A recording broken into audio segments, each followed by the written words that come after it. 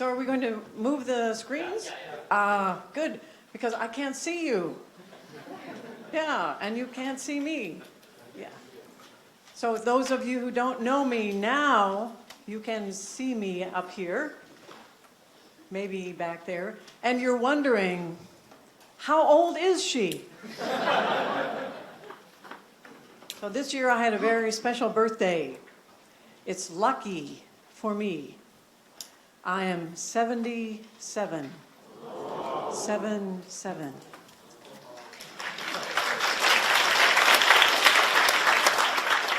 And I'm telling you that to inspire you. Some of you may have come into this room today feeling old. Maybe you just turned 30 and you feel old. Maybe 40 and you feel old. Maybe 50. So I'm here to tell you, you should never feel old. You should never give up. You should be fearless because the world needs you. The world needs your talent. The world needs your contribution. So you must not give up. And I mean that not just for the Agile community, but for the world. You might feel not only that you're old, but that you are a small country. But you are important. And it's your belief that you are important that will make the difference. So in the patterns we're going to talk about this morning, the idea of belief is very important. So on the first slide, you have my email address, linda@lindarising.org. If you don't get a chance to ask a question, if there's something you're curious about and we don't have a chance to talk, please send me some email. I will be happy to talk to you over email about anything, about change, about patterns, about growing old. Send me some email. You'll also notice that none of these slides have a copyright. So if you would like to have the slides, if there's someone who couldn't come to the conference and you would like to give them the talk, your interpretation, because we do have one with Chinese, please send me some email and I will send you the PowerPoint. That's true for any talk. If you see me on YouTube and there's a talk on the growth mindset and you would like to give the talk, just send me some email. I will send you the PowerPoint. No copyright. You can change it, put it in Chinese or whatever. Put your own jokes. It's yours. So you have my email address for questions, my email address for the PowerPoint. If something happens and I don't get to talk to you today, then I want you to be able to have that copy. We're going to talk about patterns today. How many of you are familiar with the notion of patterns, design patterns? Yeah, some of you. Okay, design patterns came about in the 90s. Changed software development forever. The idea is that when we solve a problem over and over, and we see how to solve that problem, wouldn't it be a good idea if we had a way of talking about that solution without having to reinvent the idea over and over? Let's give it a name. And now we can talk about that solution with the name. And if we have a collection of names, we would have what's called a pattern language. a pattern language for any domain, a pattern language for software architecture, a pattern language for agile software development process, a pattern language for user interface design, a pattern language for organizational change. And with those names, the names of those patterns, then we have a shortcut, an easy way to talk about ideas. And now we can be faster, we can be more efficient, we can come up with bigger ideas by using those patterns. So the patterns I'm going to talk about today have to do with organizational change and the myths surrounding organizational change. Do you know what a myth is? A myth. Something we believe that isn't true. So myths and patterns for organizational change. So the very first book that I wrote with Mary Lynn Manns is called Fearless Change. And I thought, because I was a technical person at the time, I have a PhD in computer science, I thought it was going to be a technical book. I thought it was going to be a technical book, technical solutions, ideas for making change. That's what I thought. And along the way, I had to discover the things that are listed on the slide. So I'm wondering if maybe you have not discovered this, that there is a science for how groups of people behave. It's called social psychology. I knew about psychology. Psychology is about people as individuals, individual psychology. I did not know about social psychology, the psychology of groups, how groups of people behave. There is evidence, there is science behind group behavior. I did not know it. I had to learn that. I didn't know about influence. I had heard of influence. I knew that it had something to do with advertising, marketing. Business people use influence. I didn't think that I, as a technical person, needed influence. I believed in rationality. I believed in technical solutions. I was wrong. You do need influence. Everyone needs influence. And then finally, evolutionary biology. We have evolved over tens of thousands of years to behave in a certain way. And we are not going to change. We might make small changes in our behavior, but only small changes. The rest of it we're stuck with. We behave the way we do because it meant at one time survival. Evolution says that we acquired a set of traits, attributes, because it meant survival. And our ancestors who had those traits produced us. And if we understand what those traits are, then we can understand why people behave the way they do and realize that we're not going to change that it's hardwired. It's there for good evolutionary reasons, and we should not only understand it, but we should respect it. So those were all new things for me. I didn't understand any of them. And I hope what I've done for you is to give you a set of patterns in this book and the one that followed it that will help you understand not only how to make change, but why. What social psychology has to tell us, what influence has to tell us, what evolutionary biology has to tell us about change. Myth number 1. Oh, this is hard. Do you believe this? Do you believe it? People are rational. We have one rational person back there. Thank you. Thank you. Are you rational? I believe so. He thinks so. Are you married?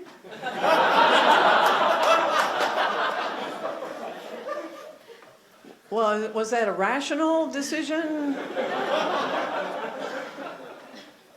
I do know some people who decide rationally whether to get married or not. They make a list, all the positives, all the negatives. They add them up. They decide to get married or not. Did you do that? No, you didn't. So maybe even you. Maybe even you aren't rational. And by rational, by the way, I have a definition. Because what we are very good at, once we've done something, once we've made a decision, we are very good at making up or creating a reason. Oh, I got married because, and we can give a reason for that. But that's not the reason why we did it. That's the reason we're making it up now to explain it after the fact. We are very good at that, and that is not rational decision making. That's called rationalization, and I know we're playing with words here, English words. Rationalization means making up a reason after the fact. We're very good at that. People are very good at that, and we believe it. We believe that reason, and we think that's really the reason why, when we have no understanding of why we make a decision at all. We are not rational. Now, I know that we're going to have a workshop on Monday. Maybe some of you are going to attend that workshop, and in that workshop, we're going to talk about rationality and thinking. And in particular, we're going to talk about this book, Thinking Fast and Slow. How many of you have heard of the book? You've heard the title. Yeah, good. How many of you actually bought the book? Not so many. Oh, okay, so of those of you who bought, how many of you read the book? 2 people. All right, very good. It's a difficult book. Very challenging. And lots of research. So we will talk about that on Monday because I think it's important. It's an important book. It was written by Daniel Kahneman. He won the Nobel Prize in 2002. The book was published in 2011. It's not new. This is old information, but no one knows about it. And in it, his message is, look at economics. How many of you have had a course in economics? Macroeconomics, the rational guy. Okay, there you go. Good. So in economics, that's probably where you learn this. They teach that we, people, are rational decision makers. That's the foundation of classical economics. And what Kahneman showed in his research is that is false. He did experiments. He has evidence. He has science on his side. And he has proved that we are not rational. Now, if you don't have the stamina to read Thinking Fast and Slow, I know it's a big book. It's hard to read. Anything by Dan Ariely, much easier to read. This one in particular, Predictably Irrational.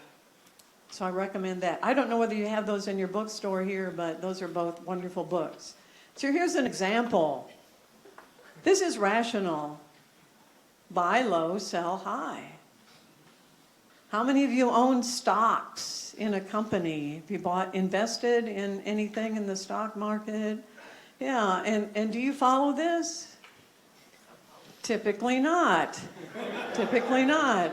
We see the price going up, and as the price is going up, we buy more. So we don't buy low, we buy high. And then when the price starts to go down, what do? We sell it. So it's the exact opposite. And why is that? Because we feel something. We say, it's in my gut. In English, we say gut. Do you say that in Chinese? My gut. My gut tells me I should buy or I should sell. It's not a rational decision. It's a gut feeling. And that's how we operate. That gut feeling, it tells us where to go, what to do, what kind of decision. So if you're going to make change in the world, then you've got to forget rationality. You have to use a set of patterns that all go together, and the very first one is the most important. It's called evangelist. In English, that word has it's a religious flavor. It sounds like someone who is saying, yes, I believe. Does it mean the same thing to you, evangelist? Yeah. So Mary Lynn and I picked that name intentionally because when you start out, if you believe in an idea like Agile or mob programming or Kanban, whatever it is, you probably don't have any proof. You don't have any scientific evidence. There's a talk I give sometimes, it's called, Is Agile a Placebo? Does placebo translate? Why do placebos work?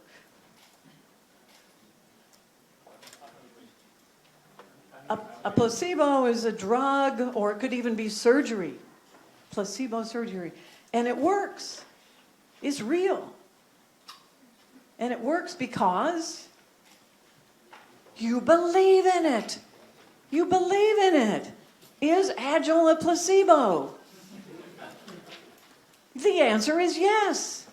Yes, it works in large part because we believe in it. I believe in it.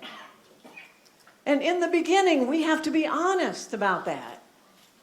We can't say we love Agile or we believe in Agile because we have scientific proof. You don't have any. But you believe. And if you're going to bring others into the Agile community, then they have to believe too. You must become religious. You must be an evangelist. You must be excited about it, happy about it, enthusiastic about it, bringing others in, saying, look, this works. I have seen it. Isn't that what people say about religion? I have seen it. I have seen the light. Yes. Yes. That's the first pattern. You must be an evangelist. And you want others to believe. And the way forward is not by a massive organizational change. It's by small experiments. Do this over and over. Do something small. Just do it. Stop and think about it. Time for reflection. Look at what is working for you. Small successes. And then take the next baby step. Little, tiny steps. That is how change is made in large organizations, across communities, in yourself, by doing a series of iterations. This is Agile development. Doing some small thing, stopping to say, how did that work? Look at what works for you, small successes, and then do it again, over and over and over. Experiment, trial, test, tiny steps. And it never ends. You do it over and over. And this is how you live your life. If you want to lose weight, exercise more, have a healthy diet, it doesn't matter. Whatever the changes you want to make in your own life, this is exactly how you do it. Small things. Stop. How is it working for you? Build on the success. And then take the next tiny step forward, over and over. And if you're not doing that, then you're not moving forward. You're not learning. This is how we learn. Little tiny steps. You began this way as a baby. That's how you learn to walk. That's how you learn to talk. And then we forgot. We went to school and we thought the teacher could tell us. And we believed that. We were wrong. It's always better to go in not with facts, but stories. We know that people are not convinced by facts. I don't know if you're aware of what's going on politically in the United States right now, but we have a big divide.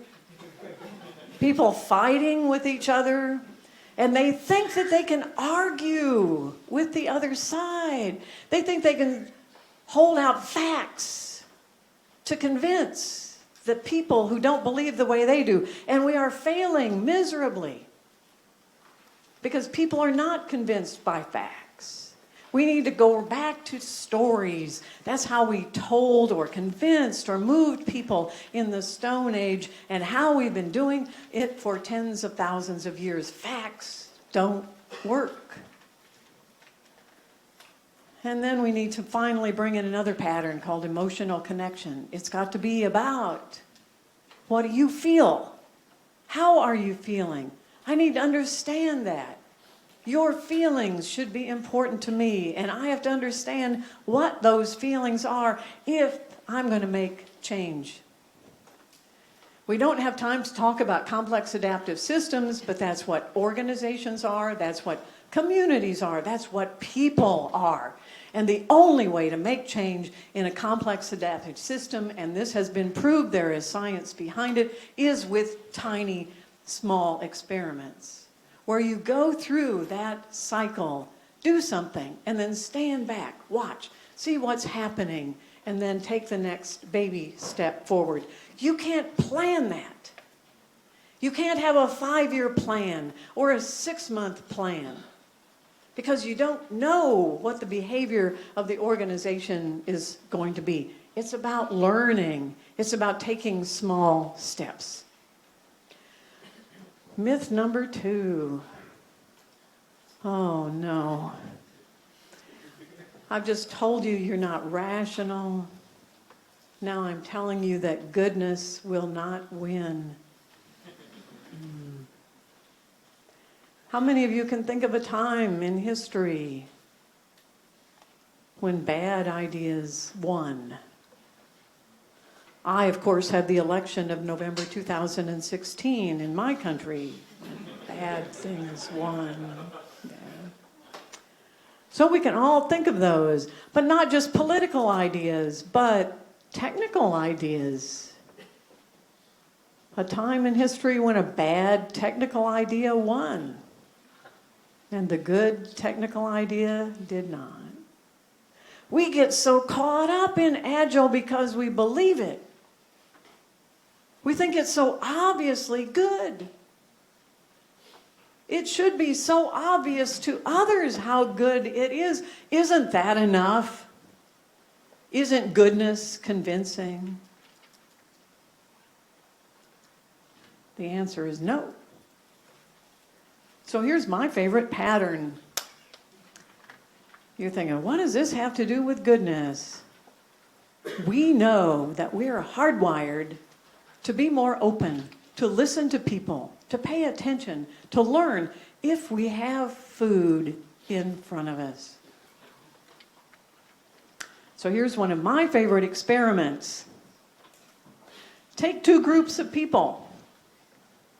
Let's try to convince them of something. Let's introduce a new idea. We will use a presentation like this, a PowerPoint presentation. We will give the same presentation to both groups. But one group will get food, and you will not. Sorry. Sorry, no food for you. Here's the question. If we do that in an experiment, which group is more likely to adopt the new idea? Yeah, the group with, would I be telling you the story if it didn't work out that way? Of course not. The group with food said, yes, yes, we will adopt the new idea. Yes, yes, of course. Now, wait a minute. What if it's a bad idea? What if it's really bad? What if it's raise taxes, take away benefits, make your lives more unpleasant somehow? Let's run the same experiment with a bad idea. Same presentation. We're going to have food over here and no food. What do you think? Well, the people who are given food, are they more likely to support the idea? It's a bad idea. What do you think? Yeah, they are. Even if it's a bad idea, people will support it. Now, it's not about the goodness of the idea, but it is about the goodness of the food. Yes, the food. Absolutely. If we don't feed our trial group with something they like, if it's too healthy, they won't like it. And then they'll vote against it. We are more sensitive to the quality of the food than the quality of the idea. Did you hear what I just said? Okay. That's influence. If you know how to move people, you can move them based on the quality of your influence strategy, not the quality of your idea. We can see that in history, how bad ideas won. It was not measuring the quality of the idea. It was measuring the quality of the strategy, of the influence. That's what we react to. We're not very good at objectively evaluating ideas. Whereas we're very good at looking at food. A friend of mine in England said, in my office, we have Maria's rule. Maria bakes awesome cakes. And her rule is there are very few problems that cake cannot solve. And I said, could you send me a picture? And when I looked at the cake, I thought, that's Taiwan. It's a cake with the beautiful Pacific Ocean, and there's a little island in the middle. Isn't that a picture of Taiwan? Isn't that beautiful? Yes, it is beautiful. No wonder Maria's rule works in that office. She makes awesome cake. Myth number 3, the belief in power. If I just had enough power, if I were the president or the CEO, if I were in charge, then I could make people change. Yes. Oh, we all believe in that myth, don't we? Yeah. Power. Power is it. And in a way, you're right. If you threaten people, if you say, you will go Agile or I will fire you, that's very effective. You will go Agile or I will kill you. Very, very effective. Yeah. People will react to that. Yes. But what do you get with threats?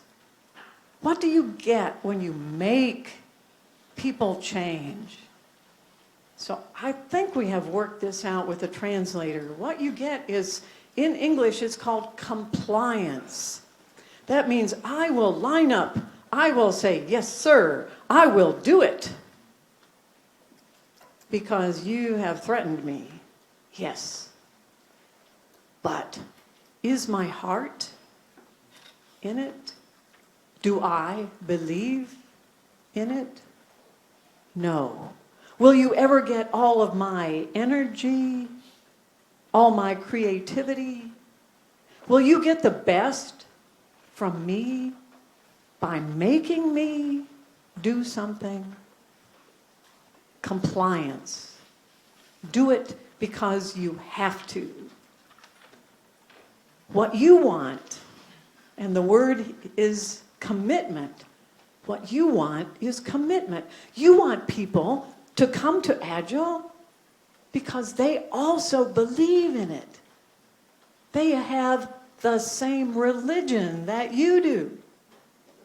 And when you have their hearts, when you have their belief, that's when you have the power.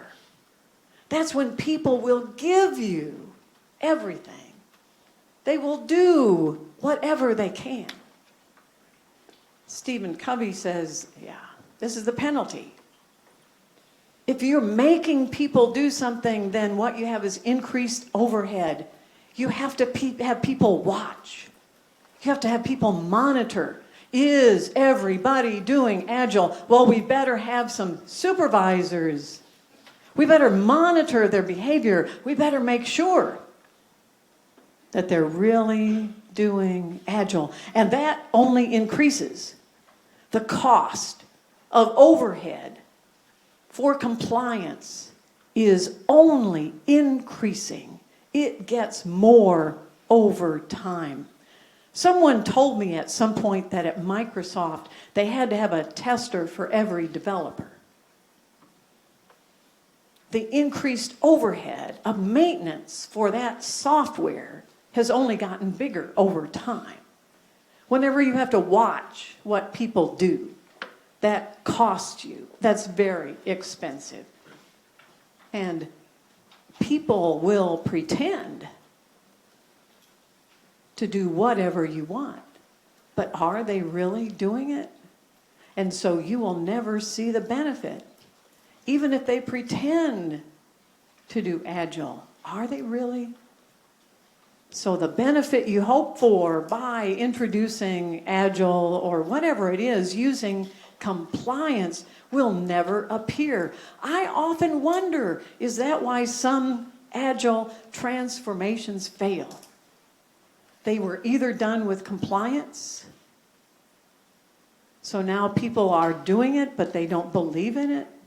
Their hearts are not in it. Stephen Covey is one of my favorite authors. He wrote a book called The 7 Habits. You can buy a person's hand, but you can't buy his heart. His heart is where his enthusiasm is, his loyalty is. You can buy his back, but you can't buy his brain. That's where his creativity is, his ingenuity, his resourcefulness. You can't get that with compliance. The pattern you need is called personal touch. Everyone is asking the same question. Why should I? Why should I adopt Agile? Why should I try mob programming? Why should I be interested in Kanban boards? Why? What's in it for me? And if you can't answer that question, then you can't make it real for them. If you can't help them understand why Agile would benefit them personally, personal touch is the pattern. I think probably most of us have seen this. It's called the population of adoption. We know that when any new idea comes in, there are going to be a few people who really, really love it. They're called the innovators. They like new things. Younger people especially tend to fall into this category. But look how small it is, only 2.5% in a normal population. The next group is the early adopters. Now, they would like to see your PowerPoint and your evidence, the facts, who else has used it. Early adopters are open, but they're a little more reluctant. And even so, 13.5%, if you add innovators and early adopters together, you only get 16%, hardly anything. The first big group is called the early majority, and they move, they adopt, they change when they see lots of other people, especially other people who are just like them. When they see lots of other people doing it and having success, then that's convincing. But we have two other groups here that are pretty large. The late majority, well, if I have to. Very slow to adopt. And then finally, the laggards. So how many of you have seen that? Most of you, I think, yeah. So it's called the population of adoption. It was from the research work of E.M. Rogers. What most people don't realize is that this is hardwired. So by that, I mean we evolved to respond this way to anything new.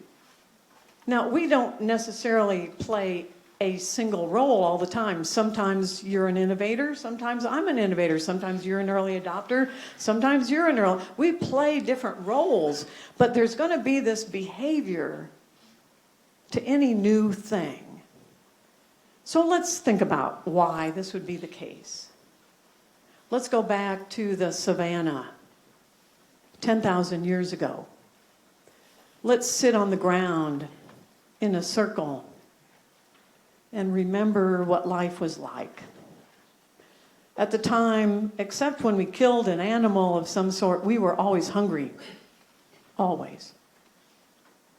So one day, we're sitting there together, and all of a sudden we notice two guys, and it is guys, sorry, two guys come over the hill, and they say, "Look, we have some new fruit. We've never seen this before. But it tastes really good. Would you like to try it?" Well, those two guys are innovators, obviously. Would it be a good idea if the whole tribe said, "Yes, let's all eat the fruit we've never seen before, brand new"? Would that be a good idea? Probably not. Probably not. It would be better if we watch. Let's watch the innovators. Let's see how they are tomorrow. Do they keep running off into the bushes? Are they okay tomorrow? If they're okay tomorrow, maybe a few of us, the early adopters, would say, "Okay, it looks pretty good so far. I'll try that fruit. I'll try it." But still, the early majority, they hang back. They wait. They wait until they see others for quite a while. And then, okay, the early majority, they will try the fruit. Late majority, it's going to take them a long time. Months, maybe years. And the laggards will never eat the fruit. That meant survival. That is a good thing.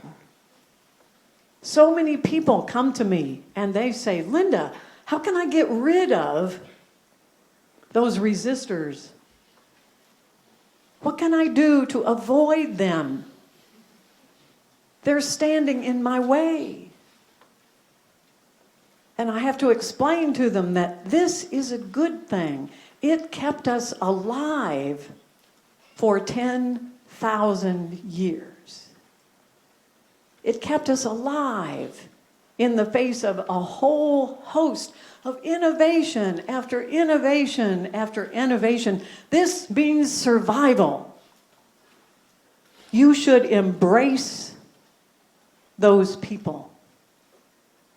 You should be happy that they're preventing you from going extinct.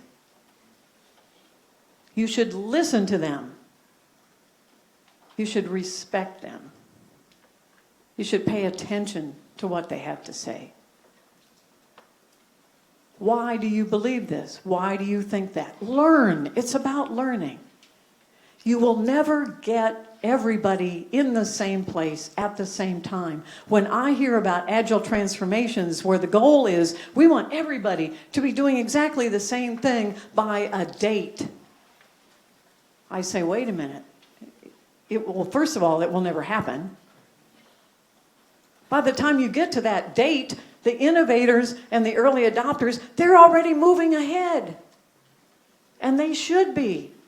Let the innovators and the early adopters go way ahead. And then let the laggards lag behind.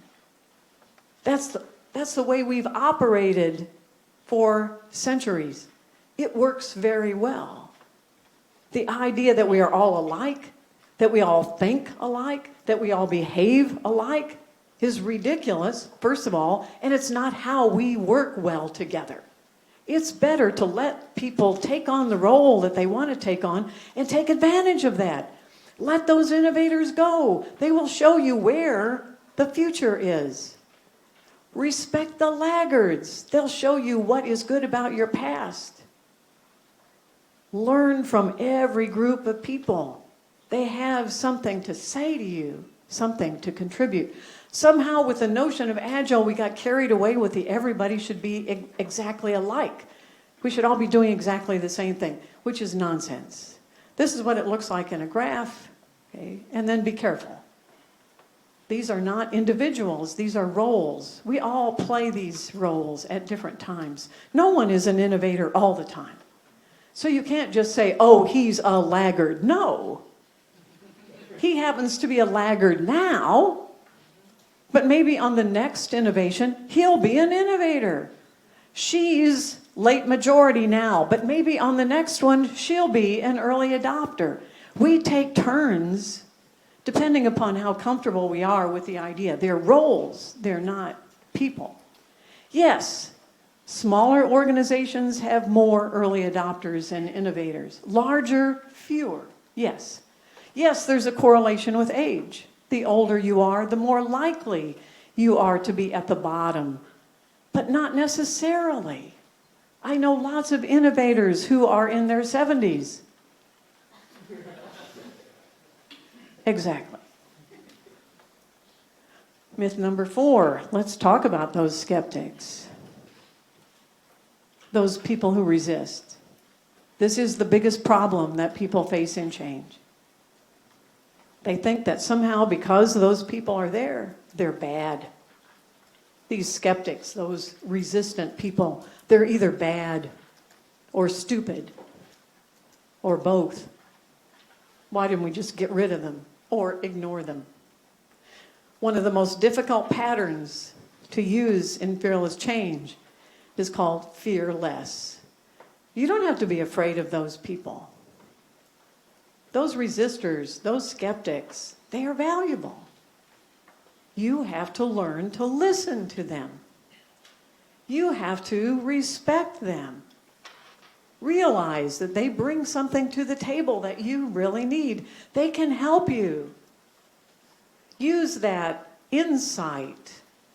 Because they disagree with you, they will have a different point of view. That's valuable. Learn from that. Build on that. And in fact, sometimes you can use them. Because what we know is what you believe changes everything. There's a very famous classical experiment that told men they were talking on the phone to a beautiful woman. And when they did, They behaved differently from when they were talking to just an average-looking woman. They treated her differently over the phone, and they themselves behaved differently. And the women behaved differently. So we know that how you believe about others, what you think of others, if you think others are smart or beautiful or have a contribution to make, you'll be right. If you treat them as though they have nothing to add, as though they have no contribution to make, you'll be right. So if you want to get the best out of the people in your organization, then you have to believe that everyone has a contribution to make. And in your belief, you will change everything. You'll not only change yourself, you'll change them. Stephen Covey says, your first job is to understand what other people are thinking before you begin to tell them about your belief. You have to understand where they are. Where are you now and what do you believe now? Seek first to understand and then to be understood. The role in Fearless Change is called champion skeptic. A skeptic is an intellectual. A skeptic is a person who's thoughtful. A skeptic is a person who thinks widely. It's from the Greek, and we've lost the meaning of that word. If you don't have people who are skeptical in your organization, you're not going to have the diversity of thought that you need to be creative and innovative. If everyone agrees, then you don't have a test for your ideas. There's so many famous leaders who said, if we all agree, let's go home and think about this again, because obviously we haven't thought deeply enough about it. If you don't have diversity of opinion, then you haven't really thought about the idea. So if you have someone who is a laggard, then use them in this role. Champion skeptic means it's their job to ask the hard questions. To say, I'm not sure we've thought about this. Not just negative for the sake of being negative, but thoughtful, insightful, different point of view. You need that. In fact, I think every meeting about every topic should have someone who plays this role. And a special note, it's not just about keeping that person busy so they will let you get on with whatever it is that you want to do. It's about learning from them. You have to pay attention to what they have to say. Champion skeptic. Myth number 5. Well, if you've got this wonderful idea, you're trying to bring Agile into your organization, well, you don't need other people. This is your idea. I once saw an individual at a conference like this who bought the book, Fearless Change, and he came up to me and he said, Linda, I read your book. Oh, thank you, I said. He said, those patterns, they don't work. Oh, I said, can you tell me what happened? And he started to talk about his experience. And as I listened, I had a vision. I saw a man coming into an organization riding on a white horse. And he was saying to all of the people, listen up, you people. I will tell you the way. I know the way. You, on the other hand, you don't know anything. Listen to me. I will save you. I don't know why he wasn't successful. He thought it was all about him. He thought he was the savior. He thought he was the one who had the answers. So you have paid a lot of money to come to this conference. And you might go back to your organization thinking, I I know the answers now. I can tell everybody. Yes. It's so easy to fall into this myth. Because I know that I don't need the rest of you. I can do this. It's really easy to get caught up in that. When the pattern you always need to use is, you don't know anything. If you don't have other people with you.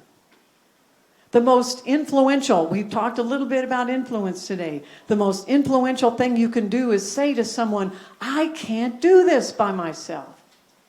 I need your help. You have to help me. I don't understand something. I can't do something. I don't know something. But you do. Would you help me?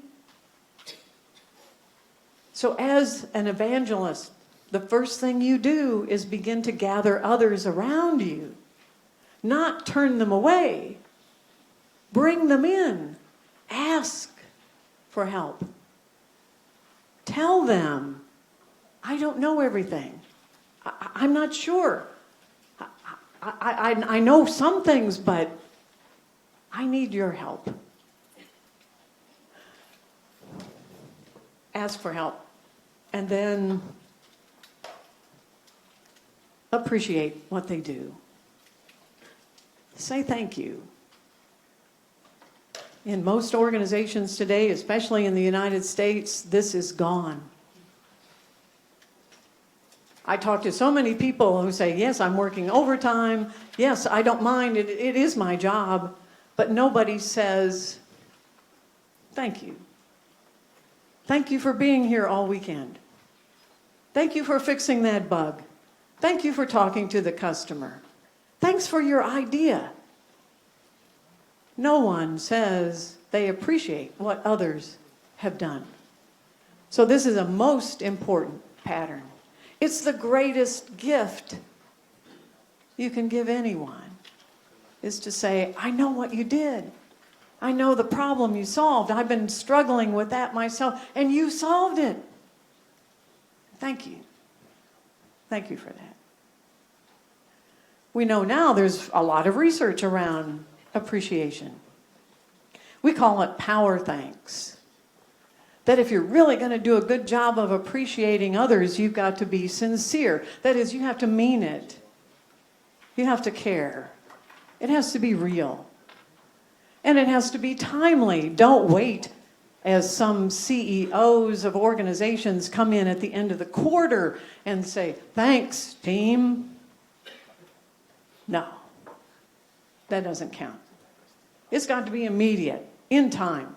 And it has to say, thank you for. Not just, hey, thanks. Say what was going on for you, and then why. What was the impact? So here's an example. Thanks for working late last night.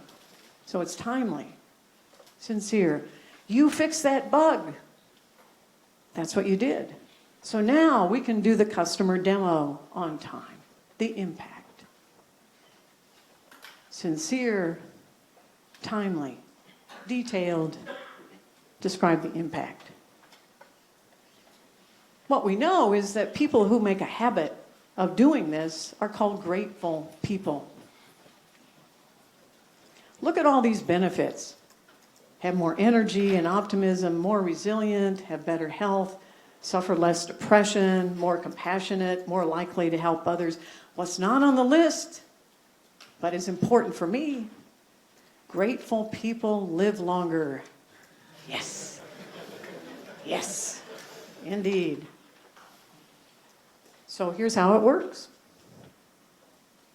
I know that you're busy people. I know that you have lots to do. You're involved in organizations and agile transformations, but you thought it would be worthwhile to spend your time this morning listening to what an old lady had to say. I just spent 17 hours on a plane yesterday to come to Taiwan to talk to you. And it makes me very happy to see all of your smiling faces.